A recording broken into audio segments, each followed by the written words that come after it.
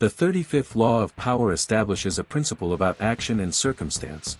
Doing the right thing at the wrong time produces failure, while doing even a mediocre thing at the right time produces success.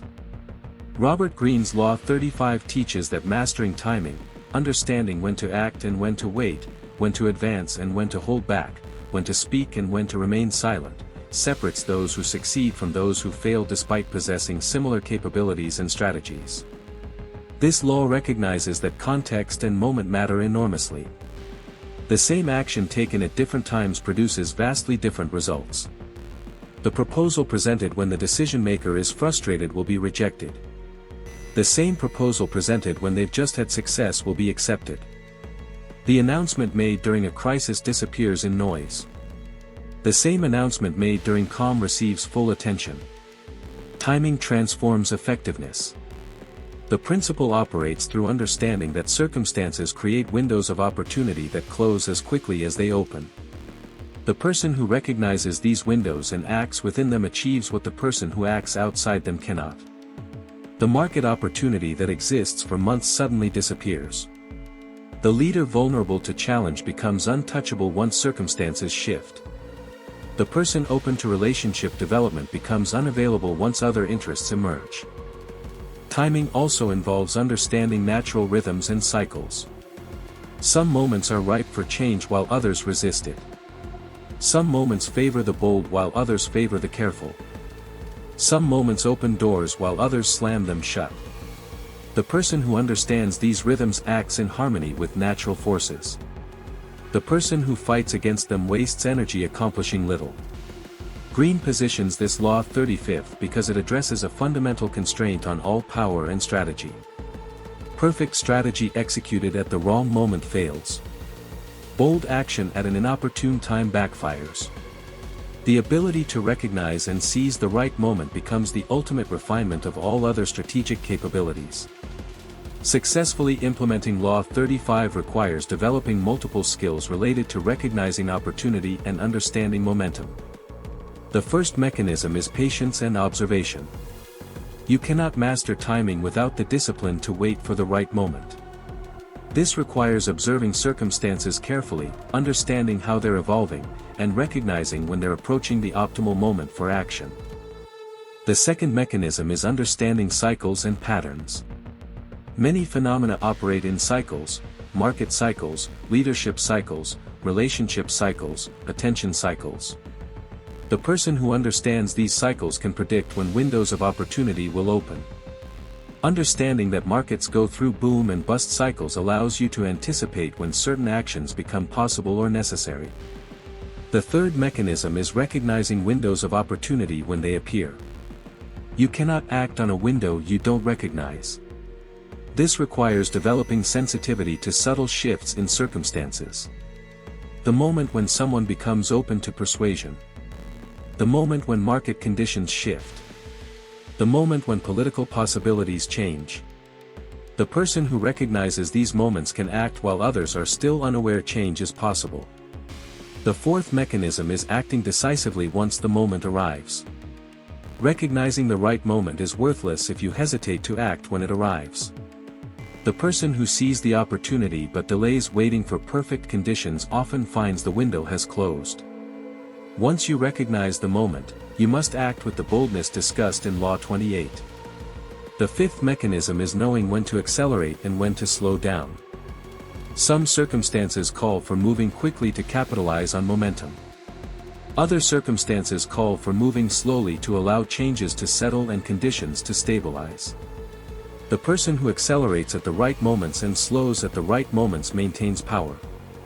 The person who moves at a constant pace misses opportunities.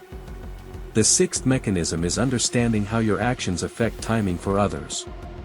When you act, you change circumstances for other people. Your early action might open doors for others or close them. Your patient waiting might allow others to exhaust themselves. Understanding these secondary effects of timing allows you to position yourself advantageously. The seventh mechanism is recognizing when patience becomes a harmful delay. There's an optimal window for action, and waiting too long becomes as problematic as acting too early. The person must develop intuition for when delay becomes counterproductive and action becomes essential. Throughout history, figures who mastered timing achieved what appeared impossible while those with equal capability but poor timing failed. One striking example comes from the rise of Napoleon.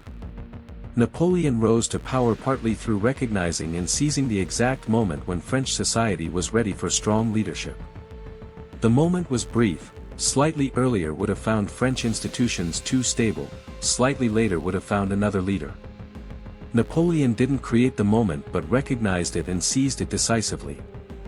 His willingness to act at that precise moment transformed him from general to emperor. Others with military capability didn't recognize or act on the moment and remained subordinates. In business, Steve Jobs exemplified the art of timing. Jobs recognized when the market was ready for personal computers, when it was ready for graphical user interfaces, when it was ready for portable music players, when it was ready for smartphones. Jobs didn't invent these categories but recognized when the timing was right and acted decisively. Competitors with equal or superior technology failed because they acted too early or too late. In political movements, leaders who recognized the moment when populations were ready for change often succeeded in leading revolutions. The leader who tried to spark revolution before the moment was ripe failed. The leader who waited past the moment of readiness also failed. The leader who recognized the exact moment the population was ready for change and seized it succeeded. In military history, generals who understood timing often defeated larger armies. Alexander the Great's victories came partly from recognizing when opponents were vulnerable and striking at those exact moments. His defeats came when he misjudged timing and attacked against strong opposition. In personal advancement, people who recognize the moment to change jobs, to relocate, to commit to relationships, or to abandon failed endeavors often advanced faster than people who stayed too long or changed too soon. In social movements, organizers who recognized when public sentiment was shifting achieved breakthroughs. The organizer who tried to push before sentiment shifted wasted energy. The organizer who waited past the moment of shifting sentiment missed the opportunity. In contemporary business environments, entrepreneurs who recognize market readiness achieve success far beyond their competitors.